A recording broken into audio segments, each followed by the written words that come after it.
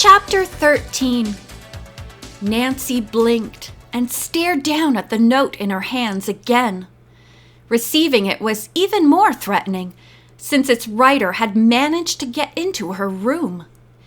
Biting her lip, she thought of the bellhop who'd lost his passkey the other day.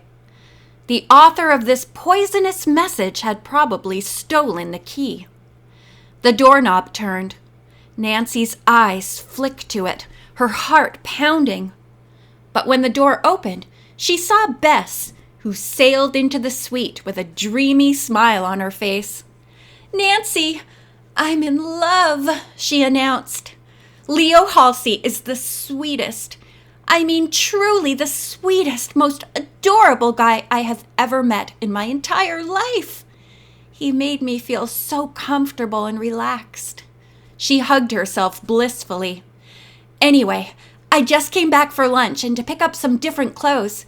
Leo wants to do a whole spread of me as an old-fashioned 18th century romantic. Long dresses and nosegays." "Well, I'm really glad it worked out, Bess," she said. "Okay." Bess's face grew serious. "What's wrong? I've known you for a long time, Nan, and I can tell when something's bothering you." Nancy handed Bess the note without a word. "Oh, no!" Bess cried after she read it. "This is horrible!" "We've been in worse situations before, and I'm not going to give up now. I'm too close." "Nancy, do you absolutely swear? A truly solemn promise to be careful? If anything happens to you, I'll never forgive myself. I'm the one who made you come here." "Come on, Bess," Nancy said. "You know I'm always careful. Besides, nobody forced me to come here. I'm a big girl and I make my own decisions." "I still don't like it, Nan," she murmured. "I'm not thrilled either. But let's eat lunch," Nancy said, trying to sound light. "I'm hungry." Bess gathered up some clothes and tossed them in the garment carrier that was a gift from Elan. "I guess I'm ready," she said, her spirit dampened by Nancy's note. In the hotel cafe, Trudy Wu, Maggie Adams, Allison Williams, and Natasha were all seated around a large table. "Hi guys, what's going on?" Bess asked, stepping up to the group. "I have some news," Maggie said, looking up from her spinach salad. "I ran into Bettina this morning. She said she was able to persuade Alex Bogorovsky to stay in the contest.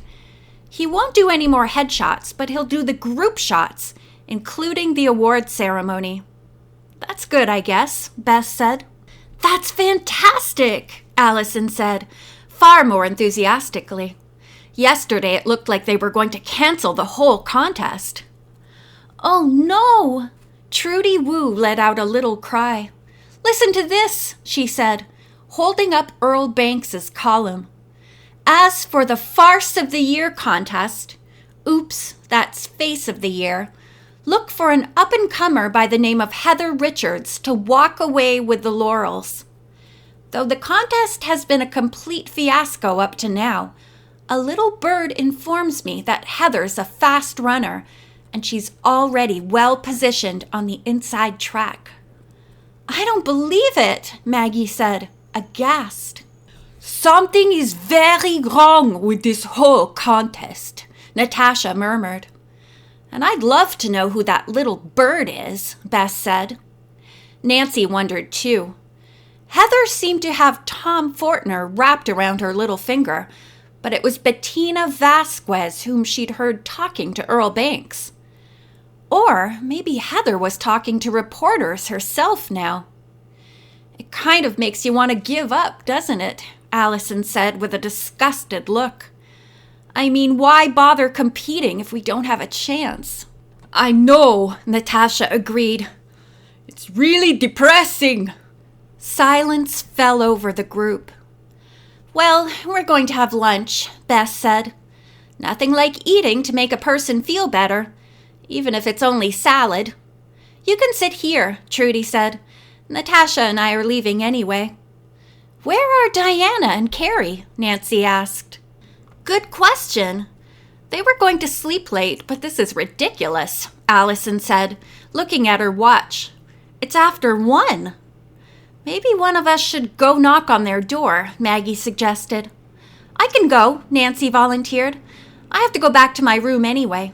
Bess, order me a grilled Swiss and tomato. I'll be right back. Nancy stood up and walked out of the dining room. On the way to the 4th floor, she couldn't help thinking of Earl Banks's column. She was fairly sure that Bettina was the little bird Earl had written about. Dousing Elan with bad publicity had to be an evil thrill for Bettina, a way of soothing the hurt Monique had done to her heart. But was Bettina setting Heather up to win? She didn't seem to like Heather. In fact, she enjoyed taking Heather down a peg or two sometimes. Stepping off the elevator, Nancy noticed that the 4th floor was unusually quiet. Without the girls dashing through the halls, giggling and laughing or moaning about the way they looked, the place seemed dead. Nancy went to her room and got her camera. Then she stepped down 3 doors and knocked on the door of the room that Carrie and Diana shared. "Hello?" Nancy called. "Who's there?" Carrie's voice sounded small and timid. "It's me, Nancy." "Oh, Nancy!" Carrie sounded relieved as she pulled open the door. "Look at my face!" Nancy's eyes widened as she took in the huge blotches all over the aspiring model's face. "Diana has it too. She's in the bathroom seeing if hot water will help it go away," Carrie said, rubbing at her cheek. "It itches like crazy. We've tried astringent and cold cream, but they only made it worse." "What is it?" Nancy asked. "An allergy?" Carrie looked helpless. "Neither one of us is allergic to anything. All we know is that when we woke up, we had it." "Mind if I look at your pillow?" Nancy asked, playing a hunch. "Sure, go ahead," Carrie said, looking confused. "We'll never be able to compete looking like this," Diana moaned, coming out of the bathroom. Her face was full of blotches, too. Nancy walked over to Carrie's bed and ran her fingers over the pillow. Her fingers turned red instantly. "I hate to tell you this," Nancy said, rubbing her hands, "but someone put itching powder on your pillows." "Oh, no!" Diana shrieked. "What kind of powder?" Carrie asked, a tremor in her voice. "Well, I'm not sure," Nancy said, her fingers itching. "But if it's the usual kind of itching powder, it should stop driving you crazy in a couple of hours." "A couple of hours?" Diana wailed. "What about the red marks, Nancy?" Carrie asked nervously. "Sorry," Nancy said sympathetically. "They won't go away for days."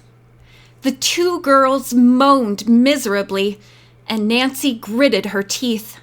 Somebody was doing an awfully good job of sabotaging this contest, and the contest was almost over. If she didn't solve this case soon, it would be too late. End of chapter 13.